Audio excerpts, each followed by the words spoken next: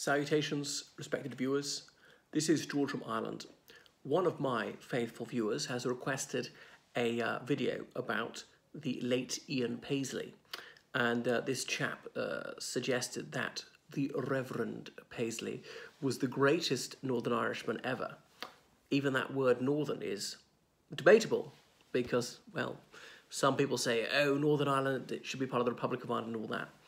All right, so Ian Richard Kyle Paisley, he was born in 1925 in, wait a second, born in Northern Ireland, the son of a Baptist minister. So his family had lived in Ireland for centuries. They had some Scots and English ancestry. Indeed, his surname is the name of a small town near Glasgow. So his father had spent some time studying in Dublin. Obviously, Ian Paisley was born shortly after the partition of Ireland. And he was Protestant, as I pointed out. And like most Protestants in Northern Ireland, he was unionist. That's to say, he wanted Northern Ireland to stay within the United Kingdom. But his family was not very political. So he was fervently religious from his earliest childhood. Now, he was always banging on about his British patriotism. However, he was 19 at the end of the Second World War, and he had not volunteered to wear the King's uniform. There was conscription in Great Britain in the Second World War, and I do mean Great Britain, not the whole United Kingdom. There was no conscription in Northern Ireland. Nationalists would not like it. In case you don't know, a nationalist is somebody in Ireland who would like the whole of Ireland to be separate from Great Britain. Now, constitutional nationalists, the more moderate ones, would say, all right, we might have some theoretical link to Great Britain, or maybe Ireland not fully united, possibly devolution within a 32-county state, but you get the idea. So nationalists in Northern Ireland wouldn't like to do that because they didn't consider themselves British, didn't like swearing oaths of loyalty to the Crown. Unionists did like all that, so Paisley, if he is such a British patriot, he ought to have volunteered, and he didn't do so. So some nationalists did volunteer for various reasons. Well, I won't go into that. So they were better British patriots than he was. He then went to South Wales Bible College. I believe Paisley never obtained a proper degree. So later on, he was awarded an honorary doctorate, or just bought one from Bob Jones University in South Carolina. So he's often called himself Dr. Paisley, and his followers often called him the Doc. So he later set up his own church, the Free Presbyterian Church. So Presbyterianism is quite fissile. There's in Northern Ireland alone, there's the Presbyterians, they're the Reformed Presbyterians, Evangelical Presbyterians, Free Presbyterians, non-subscribing Presbyterians, like in Scotland, there's the Church of Scotland, the Free Church of Scotland, the United Free Church of Scotland, the Presbyterian Church of Scotland, and blah, blah, blah. But they're all from roughly the same strain of Protestantism. Anyway, so he was certainly a Christian fundamentalist. He believed in verbal inerrancy, seemed to believe in the depravity of man. So he had this furious, ranting, preaching style. But there was no question about the man's oratorical gifts. He was a spellbinding rhetor. He was very energetic. He certainly knew how to work a crowd. He was also a towering figure in the literal sense, 6'4" and quite lean in his youth. A fairly good-looking man. So he would roar at his congregation and was very judgmental, knew how to work the hand gestures. So he knew the scriptures backwards. So he didn't drink or smoke at all. Remember, not smoking in the 1950s was highly unusual. The health risks of smoking had only just been demonstrated by Dr. Richard Doll in that 1950 article of the British Medical Journal. So there was some girl in the 50s who supposedly rescued a Catholic child and she's been forced to be a nun or something like that. And that's really how he first got into the press. But his Free Presbyterian Church soon spread throughout Northern Ireland and set up congregations in the Republic of Ireland, further afield, Canada, the United States, eventually Cameroon. That was that. It was not especially associated with party politics, with national identity. 1964, there was the Westminster election, as into the Parliament in London for the whole of the United Kingdom. Sinn Féin stood for that, even though they had an abstentionist policy, would refuse to take their seats in the UK Parliament, because that would entail swearing their oath of loyalty to Her Majesty the Queen. So in Sinn Féin's office on Divis Street in Belfast, they put up the tricolour, as in the flag of the Republic of Ireland, green, white and orange.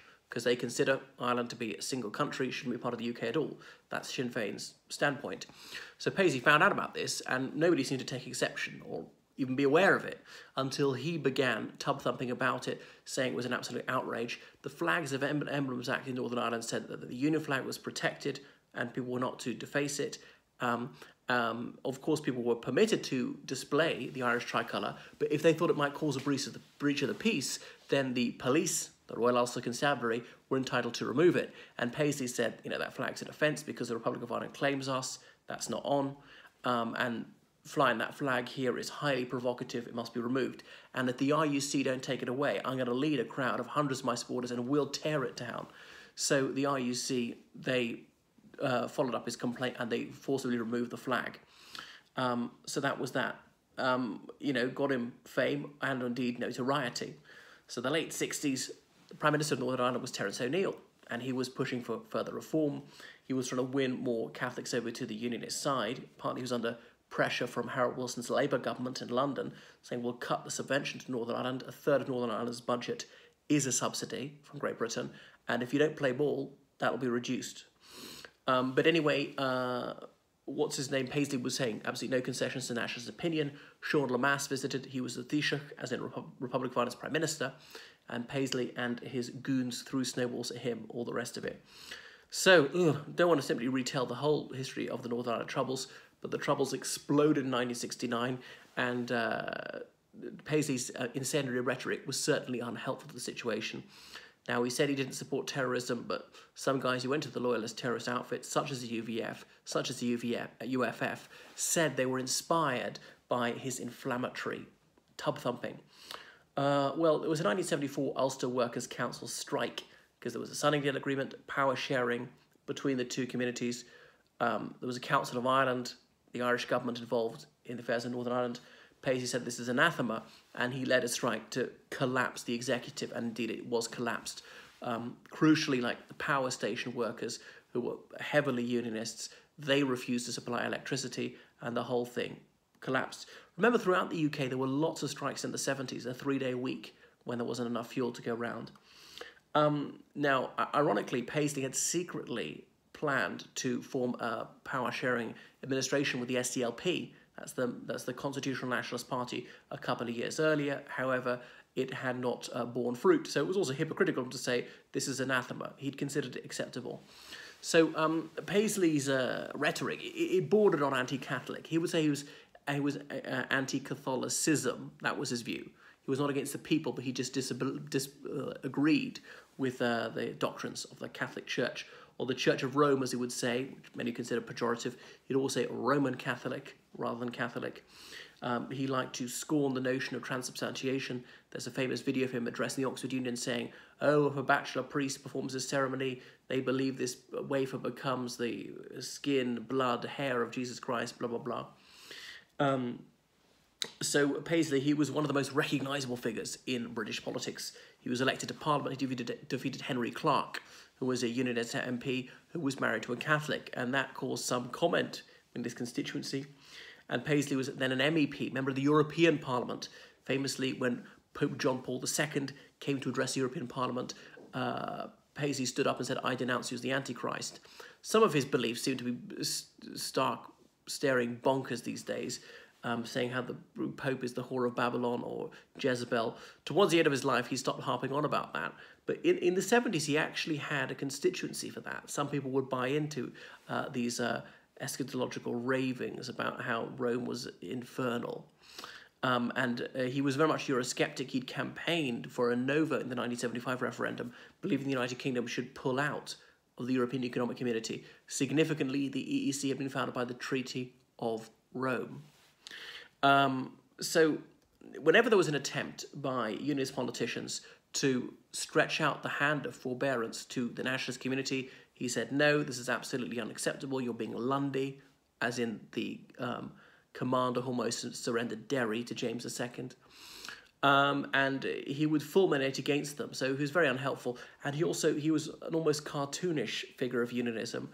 He seemed like a grotesque. This loyalist gargoyle that he got Unionists a bad name elsewhere.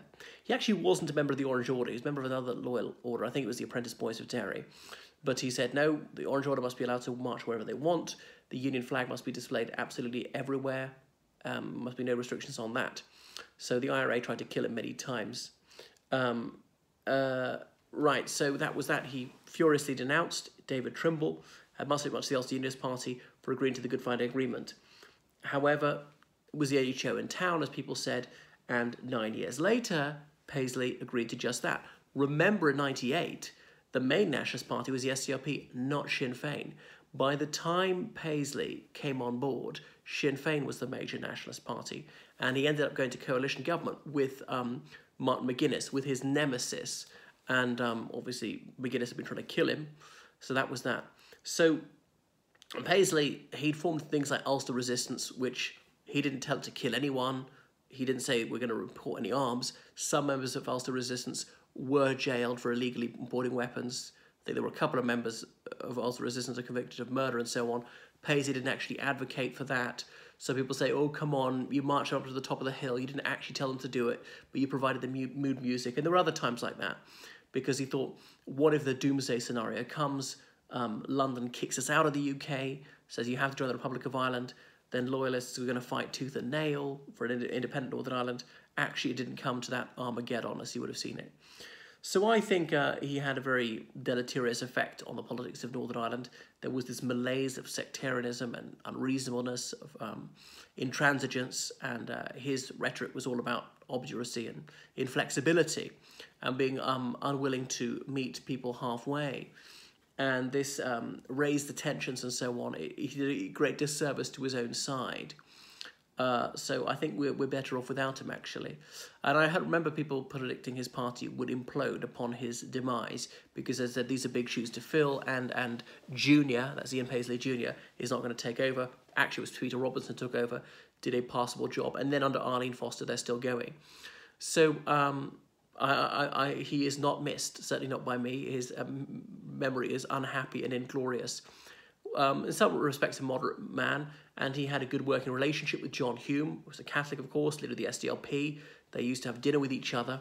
So, despite his public persona of, what can I say, of aggression, I hope that's the right word, of ire, apparently behind the scenes he was much more malleable. And people, I can't remember who it says, some Catholic civil servant, there were several different faces that Paisley had, and a couple of them were reasonable. So that's that. You know, he will not be replaced. They broke the mould when he was born, and that's a good thing.